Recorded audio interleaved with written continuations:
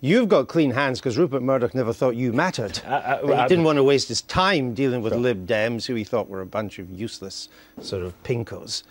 You now have a free hand to do what you want. Am I right in saying it is, insofar as I can divine it, it is your party's policy that this merger, this takeover must not happen?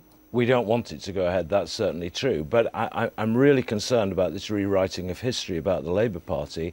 1996, John Major tried to control ownership of the media when in opposition, the Labour Party opposed that, and Tony Blair flew over to America to see Murdoch. We then had, Tessa says in 2003, they wanted to put plurality rules in. Tessa, you didn't. It was only your backbenchers in the House of Lords who forced that upon you. You've done a little bit of rewriting history yourself. It was Australia he flew to, but never mind. Right, let me come back to the moment. If this does go to, if Labour pushes this to a vote, I mean, I think events may make the vote irrelevant, but if it does end up as a vote, will the Lib Dems vote against it en masse? The real problem that we all face is we all know what we want to achieve. The question is, how can you do that? And it will depend on the words of the motion. Let me be clear, it is why it's so difficult.